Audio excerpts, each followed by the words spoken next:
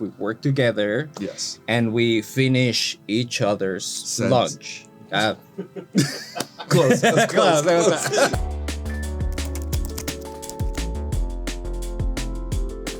If you want to see more videos like this, like and subscribe.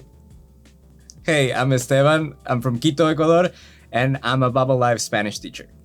Hi, I'm Malcolm. I'm from New York, and I'm a Babbel Live French teacher. How are French and Spanish similar? I can start. You want to start? Okay, go ahead. Don't steal the thing I'm going to say. I'll try not to. Okay. I think French and Spanish share a lot of grammatical, like the syntax is very similar. I think the way we like to talk about jobs, describing things, the order of words is somewhat similar, especially when it comes to prepositions, when it comes to conjugations. I think that's one major thing to me that stands out and brings them together.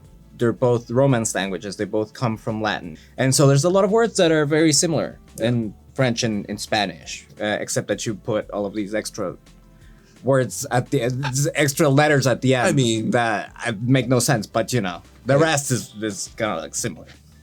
Touche. Oh, and the accent marks, I guess, right? English doesn't have. I think those accent marks bring a little bit more spice. They're like a visual representation of like pepper, seasoning, or like seasoning. Yeah, right. We love our seasonings. What are some of the key differences between French and Spanish? Spanish is a very phonetic language in the sense that what you see is what you get. The way we pronounce certain letters kind of depends on the context of where that letter actually lives. There's some vocabulary in French that is kind of similar to vocabulary of German and English, I think. Yeah. A little bit. We take a little bit of English. We have, obviously those similarities in Spanish with certain cognates. Right. But I think we like to riff off of English. We like to take a little bit from those, what are those languages called? English, and those languages. Anglican, yeah. But Did we mention we're language teachers? We should know this. We should know this term. In the same way that you have that influence from Germanic languages, we have this strong influence from Arabic that came from the invasion of the Iberian Peninsula. So a lot of words that we have that are from Arabic didn't make their way to French. Yeah, not quite. So no. You have so many vowels too, and you like love those vowels. we have the a, e, I, o, u. That's it. And in French, it's like o. That's good. Whatever. Is that good? That's actually pretty good. Okay. That's great. Out of 10, I'm good 8.5. A good R word in French. The word for street, rue. Rue. Yeah. You see that vowel at the end is really confusing to me. It's the airiness of the R and then the vowel that's coming from the lower part of your throat right here. Rue. That sounds like you have a bunch of Bordeaux wine on your throat. Yeah, you kind of like you got the mouthwash going on. Yeah, it's got a little bit of that. Which language is easier to learn? I mean, that's a complicated question because it really depends on what's your native language and the relationships with people you have and the contact you have with the language. I would say if you are in the United States, and I'm sorry, but I would say it's probably easier to learn Spanish just because you're more used to the language a little bit, right? Are we pitching? Is this a pitch? Because I'm gonna push hard for Spanish right now. I don't know. Do what you gotta do. I'm gonna do what I have to do. We're both gonna have to pitch. To learn a language, you need to be very exposed, or the most exposed as possible to the language you're learning. And so, if you're depending on where you are in the United States, you may see a lot of Spanish. Being comfortable, or being as comfortable as you can, is gonna go a long way, especially in the process of improving your language skills. I think Spanish can be seen as being easier. However, I would maybe argue it probably depends on your motivation. So some people have connections to the language they want to learn based on a family member, based on a movie they've seen. I hate to say it, but that's a good point. I mean, let's think about the connection that, let's say if you live in Canada, you might be more exposed to French culture, people absolutely. around you that have that French background that you might make you want to learn. Right. You know?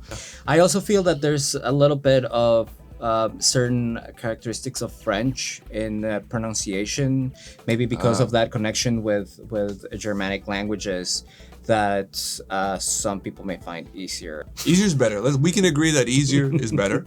Comfortability is preferred. Yes, Right? absolutely. Well, the most important thing is learn a new language. Yes. And it should be either French or Spanish. Yeah. Right? What is the hardest part of learning to speak your language?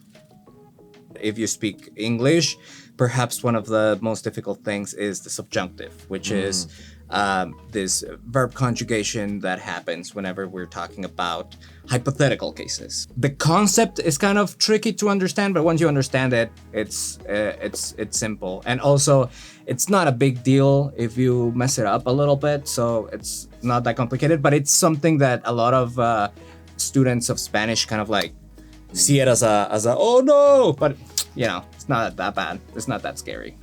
I think for anyone learning to speak French, it's the adjectives. Adjectives are tough because in English, we're so used to a certain order.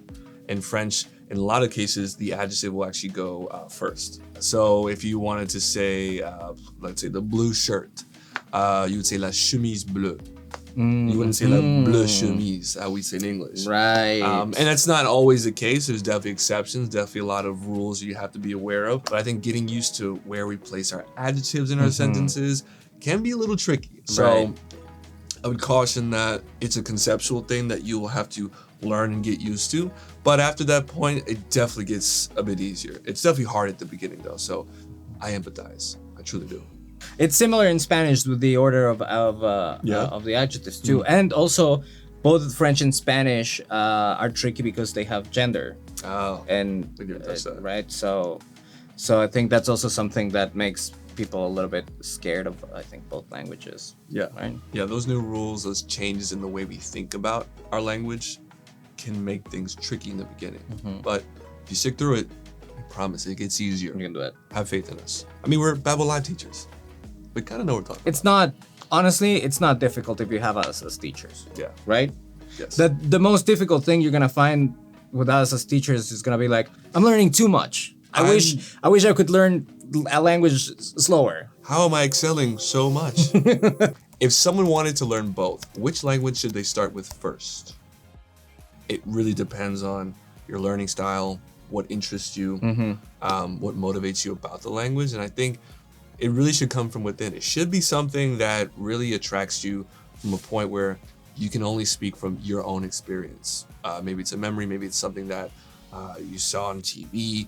Whatever it is, it really should be based on what you truly want. Once you start learning different languages, you start comparing certain grammatical structures or vocabulary with the language you're learning. So that third language, that fourth language you learn, it's going to become increasingly easier. Curious to know what you think of this. You don't choose the language chooses you. Ooh, I Right? like that. That's true. Yeah, a little cliche, Yeah. but I think it works. I think it works. Yeah. It's the calling. Yes. Languages call you. Ven a mí is what Spanish would say. French would say, venez vers moi. Ooh, I like that. Yeah. See? It It's calls calling you. me. It's calling you. I think it is. Totally calling me. Which language sounds more romantic? Great question. I think I'm going to have to say French. There's so much about the language culturally that gives it a romantic edge. You know, we're all about wine, we're about our food, we're about our art. I think a lot of those things have romantic themes to them. And the way we pronounce things, we like to exaggerate quite a bit. We like to extend our vowels. It's hard to argue with that because French does sound very romantic. But I think Spanish is as romantic as French, is what I'm going to say. We have a little bit of that, like, kind of like dancing sound, you know? There's a lot of like there's a lot of rhythm to Spanish that I like. How about this? We'll say just like the most normal sentence in each other's language. We'll make it sound romantic, and then we'll have people in the comments telling us which one sounds more romantic. That's good. How about that? Yeah. Okay. Hoy me desperté y tomé café. That means today I woke up and drank coffee. J'habite à la campagne avec un concombre. I live in the country with a cucumber. Oh, I think I lost this. I mean, that's a hard one to sell. I would say that Spanish is just as romantic as French. I think there are two different styles expressed in their own unique way that can't be replicated. Spanish is going to sound how it's going to sound and be romantic in its way, and French will be romantic in its own way as well. And they're both more romantic than English or German. I mean, you know? let's I be mean, real. come on. You kind of knew that already. Tú sabes.